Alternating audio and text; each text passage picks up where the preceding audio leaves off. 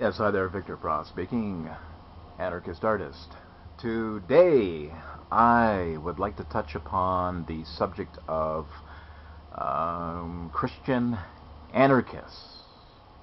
Christian anarchists. There is a group of people, a cadre of people, who have assembled and organized and discuss and converse with each other and are going about spreading the message of Jesus Christ and anarchy. There's a whole motley crew of different philosophical groups to which people can assign themselves. And if I were to place a label on myself, I know a lot of people are adverse to being labeled as something. It's they feel like they're being pigeonholed. But for the purpose of epistemological economy, so to speak, to pinpoint where I would come from in my philosophy, I think it's quite okay to designate yourself as a Buddhist or a Christian or an atheist, an agnostic, or whatever. It kind of immediately encapsulates where your thought processes and philosophical allegiance resides. So you do have a Christian anarchist, and that's what I want to touch on today. It's more or less along the lines of two different philosophical categories. Christian and anarchism. That I want to touch on.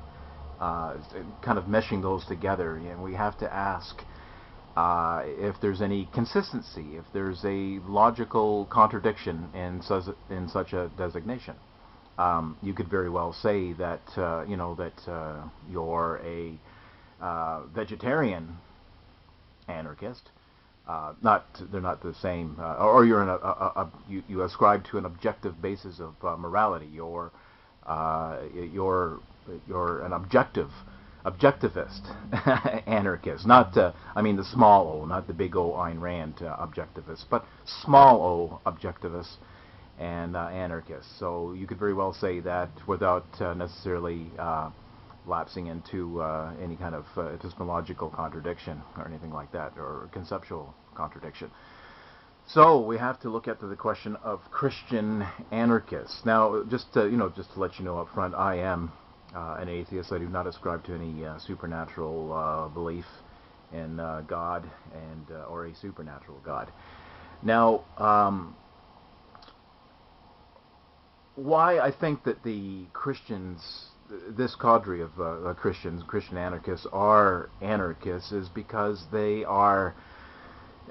I've heard a criticism leveled against them in the sense that, they blame the death of Christ, upon the state. The state killed Christ. Therefore, that's a bad thing. Boo hiss, state, for killing our Lord Jesus Christ. And then I think that's a little bit too narrow, maybe a little dab of cynicism there, but I would say that much larger, a larger issue is that the state is a secular authority, and that is what basically rubs the Christian anarchists the wrong way. Is that it might be the state is all the power and allegiance and a moral authority comes from the state, and that rubs the Christian anarchists the wrong way. It's a form of idolatry, I think, as they would perceive it. So therefore, boo hiss, we can't have that because it distracts from the authority of Jesus Christ or God. Now, the issue that I would take with this whole approach is that anarchism, basically, getting into the gist, the fiber of the word, is no rulers. You can have rulers. You can have certain rules enforced. It could be through ostracism, contractual. There can be a division of force and or of rule enforcement, and the whole issue is simply is having this monolithic, singular, exclusive force which is government, that the anarchists would take issue with, not the issue of rules per se. So in that sense, yes, rules are fine.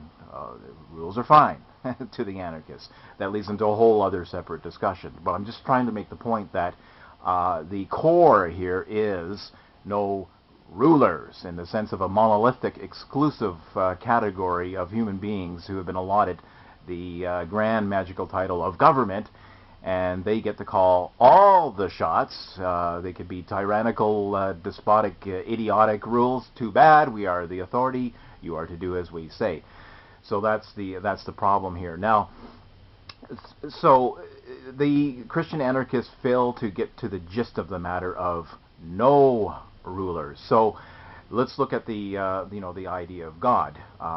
When I was a very young boy, when I've ever heard passages from the Bible about how God, I mean the Old Testament, the New Testament of God is nothing.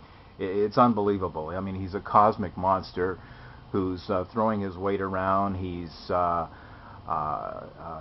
committing all types of moral atrocities. He's killing left, right, and center. And I've always thought that that's very strange. And like, why is it that God is doing all those things? I mean, I thought this was an ethical being. I thought this was the source of morality. The very source of morality is supposed to emanate from God. Without God's authority, all is permitted, as it was said. So therefore, there is a God to give objectivity and to give moral compass to human beings and their conduct, and all this comes from God, as the supernatural being. And then I was quickly informed that, well, since God is the author, he gets to call the shots. Basically, that's the idea. There is that the God itself is exempt from the rules that he would impose. And you can see how this is very similar to government. They decree laws, but they don't necessarily have to abide by them. They are above the laws that they decree. Not in the sense of that they go around rumshuck and breaking every law that's imposed, but by the very nature of imposing those laws, they sever the laws that they do impose. For example, taxation. I mean, if you're going to make a rule in a law that no, you can't steal from each other, well, taxation is theft. So in order to implement that the law, they're severing it right at the moment that they're trying to enforce it. So I don't mean that a politician can break into your home and steal your stuff and then say, well, I'm above the law. But you get the point. But God is the Almighty Commander, and he can create laws, break them, sever them, impose them. He can do what he's pleased because he's God, just like the government is the government. So enough said. That's the end of it. That's the end of the presentation as far as morality is concerned, because I said so. So that's the whole thing there. But this flies in the face of anarchism, I think, because if we're talking about no monolithic, singular, overpowering imposer of morality and laws, sorry, I mean, but this whole God thing flies in the face of that. Now, it comes down to this, basically, is that Christians replacing God, or replacing the state with God, they just have another authority, another supernatural abstract authority. Instead of the government, you have God. So it's just a substitution of one word for another. Now, what is the existential consequences of such a thing? I mean, basically we have to get down to the fact that there is no God. Okay, I know that's a whole separate argument right there, but just go with me in this regard, that there is no tangible, concrete God. I mean, it's not like in the same sense as the government. If government imposes its authority, empirically, tangibly, you know it. It's happening in your life. It's physical. It's real. But if God imposing his authority, well, where is that? Where is his God tumbling into an empirical reality, pointing his finger and making commandments. So this is where you have subjectivism. God exists only insofar as it's entertained as an idea in the mind of those people who believe such a thing. So it reduces morality to a kind of gooey subjectivism. You plaster onto this being God whatever you feel it should be like. It could be loving, and you can have pictures of Christ by the lake and patting little sheep, and it's just all very cutesy-wootsy, the type of thing that you would find in Bible school. Or you could have a very vengeful, vindictive, authoritarian God. I mean, it all depends upon the psychology of the person who's entertaining the idea. So that's how it becomes very subjective and relativistic in that sense. So, or you have where that if that doesn't suit you too well, you need some kind of concrete form of this God authority imposing his will and rules. You look to secular authorities who claim or self-proclaim to have a more direct pipeline to the Almighty Being. So then you become subjugated to an earthly authority, and then there you have theocracies, there you have the priesthood. So that doesn't really sound anarchistic to me. It just sounds like more authority being placed on this world that's drowning into self-appointed authorities and subjugation, slavery, and all embellished and brought into existence by the moral and intellectual sanctions that we give these powers. That's the lifeblood of these powers. So that is the contention that I would make to Christian anarchists, is that they really are not helping the case, fighting the case, and making the case, I'm sorry to say, for liberty. So, and just to make a final point too, is that if God is the creator of all of us, somebody would say that, well, he gave us free will. Yeah, well, it's all very well and easy to say that, but if the Bible is to be any kind of reliable source as having a pinpoint idea of what this God is all about, and is referenced by Christians, by and large, of course, the Bible is, well, there it is. It's all in black and white as to what this being is all about.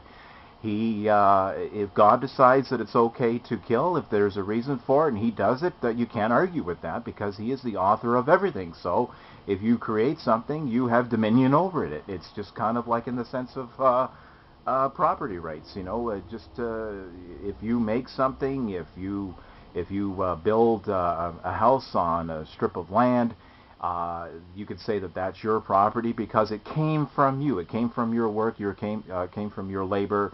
It's an extension of you. This gets into the whole issue of property rights. So the same thing could be said of God, is that he made you, therefore he can do as he wish with you. He could drown you out in a flood. He can expel you from the Garden of Eden.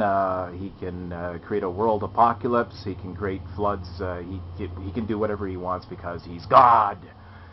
So basically that's my beef, and that's where you have the issue of God and governments, and it's no wonder, it's no accident that God and or religion and the state have been bedmates for eons. Thank you for listening. Victor Pross, anarchist artist, signing out. Pop goes the culture.